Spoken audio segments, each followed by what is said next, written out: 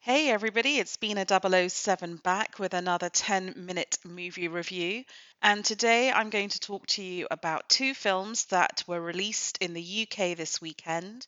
The first is The Kitchen, and the second is The Disappearance of Shere Hite. So let's start with The Kitchen, which comes from the acclaimed actor Daniel Kaluuya, who you will know from films such as Judas and the Black Messiah. And he has partnered with director Joe Murtagh from American Animals and writer Kibwe Tavares to come up with a really fascinating political discourse set in a near future dystopian London. When the film opens, we think that this is going to be a classic dystopian political nightmare about gentrification and police brutality. But actually, as the film goes on, it becomes apparent that its real themes are actually those of fatherhood and community. So, the kitchen of the title is basically the last piece of social housing in London, and the government wants the residents cleared out so that they can build luxury flats instead. And when the residents refuse to leave, they are punished by having their utilities cut off and periodic, really brutal police raids. Against this backdrop, we meet Izzy, who is our protagonist, our hero, and he starts off as a cynical man who is desperate to leave the kitchen for luxury housing. But he is constrained by the sudden appearance of a young boy called Benji, who may or may not be his son. And it becomes at that point a little bit confusing what the stakes of the film are. Is it whether Izzy will have the money to move out? Is it going to be a struggle for Benji's future on the straight and narrow with Izzy or joining a biker gang? Or is it whether the kitchen in its entirety is going to survive? And I guess the film is a mix of all of these three things. I really wanted to love this film. There is a real joy actually in seeing your home city, locations that you know, such as the Barbican, reinvented in a near dystopian future. I love the way that, on presumably quite a low budget, the producers have created this very well fleshed out and compelling location that is the kitchen. It's just so imaginatively done. And the politics around gentrification, the lack of social housing, this extreme income inequality in London are really compelling. They are urgent and vital and speak to those of us who are Londoners. But I did find the film a little bit frustrating. Overall, I feel the film feels a bit underwritten and a bit lugubrious, like it just needed a bit more editing and a bit more fleshing out. I think that it is very clear that there are no remotely important female characters in this film, and maybe the writers would argue that this is a film that's focusing on fatherhood and that the narrative arc is about the selfish man and whether he will or won't take on responsibility. But overall, that just felt a little bit regressive in a film that's meant to be, I think, promoting progressive left values of inclusion and social equality. It just felt like a really obvious misstep. I felt that in front of the lens, Kane Robinson, who will be known to people as Kano, the musical artist. You may have seen him acting in Top Boy. I just didn't feel he got to show much range as Izzy. He seemed to play him as just looking conflicting and staring into the middle distance all the time. And I think that this may or may not be that Kano is a good actor or not. He just didn't have much help from the script. It makes him so taciturn that the role needed some good facial acting, and we just didn't get it.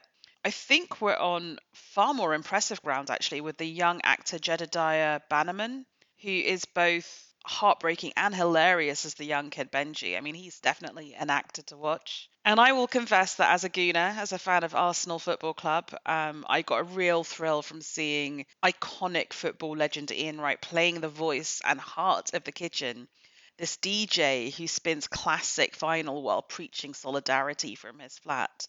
And I was really pleased and relieved to see that this was not a cheap cameo either. They weren't using Ian Wright just for his name and iconic status. The character of Lord Kitchener really is the emotional heartbeat of this film. And the emotional payoff in the way that they use him is really profound. As I said before, behind the lens, production design did wonders with this set. I love the grungy, vibrant, rotting, exciting space of the kitchen. I could have just derped around that space for a while. It felt real. It felt worth fighting for, which is very important. and that the sound design and the soundtrack is really exceptional. I just feel that the film is just undercut. It's all films start and end with scripts, and this one just needed another pass. But my goodness, a really fascinating film, and let's see what Daniel Kaluuya does next. And definitely, although I think this is an imperfect film, one to watch for all Londoners, it will resonate. The Kitchen has a running time of 104 minutes. It's rated R. It is on release in UK cinemas this weekend and will be released on Netflix next weekend. Okay, before we get into the second review, if you have any little people near you, I would suggest you pause and listen later because we're going to cover some graphic material in this next review.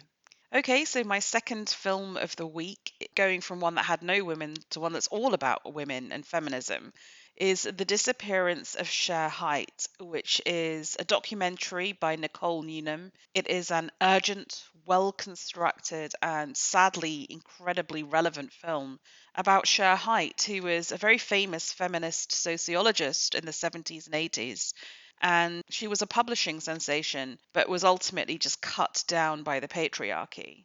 So, as the movie opens, we see this beautiful, intelligent, curious, and sex positive woman.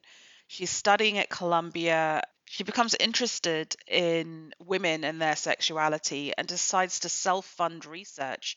She is part of the women's liberation movement. She starts printing out herself these questionnaires and just sends them all around America and gets 3,000 responses back, tabulates all these responses, hits up all her friends for loans to keep her in business, also models to help keep her self funded because she's incredibly beautiful, some of which is nude modeling. And at the end of this 5 year struggle, she produces the Height Report, published in 1976. And the most shocking revelations of this report is it's kind of the first time people have asked women, what are your sexual experiences? What gets you off? And the biggest revelation is that for women, the most satisfaction they get is from clitoral orgasm, and that conventional vaginal intercourse is a poor way to achieve this. As a result, most of the women filling in this survey say actually the most satisfaction they get is through masturbation. So you can imagine men's response to this. You can imagine women's response to this. All women are reading this report. It becomes an overnight publishing sensation.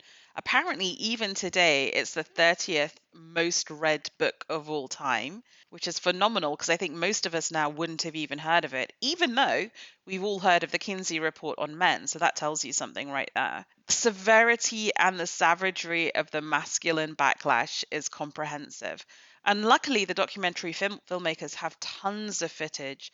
They have the footage of Shere Hite doing publicity interviews, press tours, late night talk shows. And you just see men absolutely going for her, discrediting her in any way they can, saying that you can't take her seriously because she did nude pictures.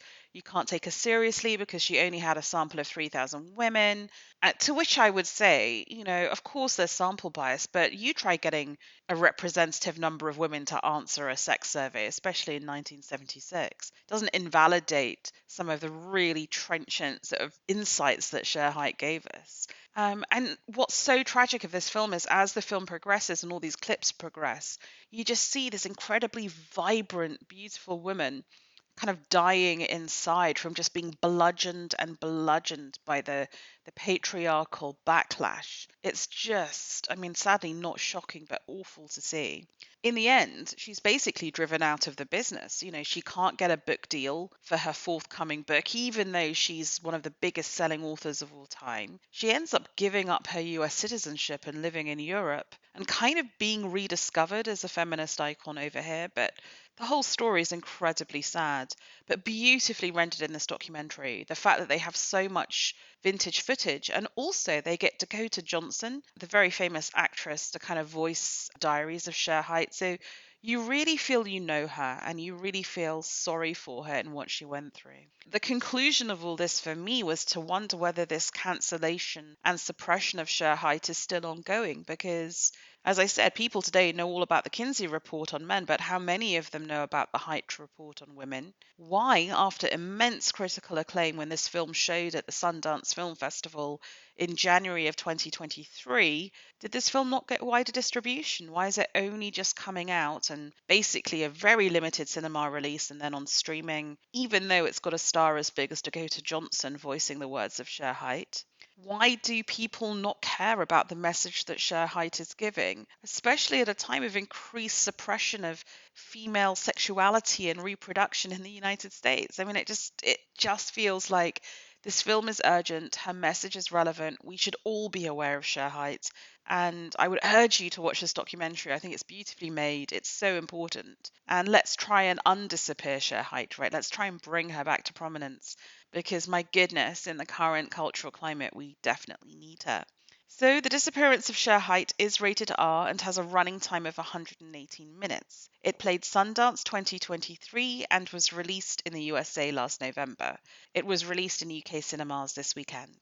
In the meantime, I hope you enjoy whatever you're watching this weekend. Feel free to leave a comment at B007.com.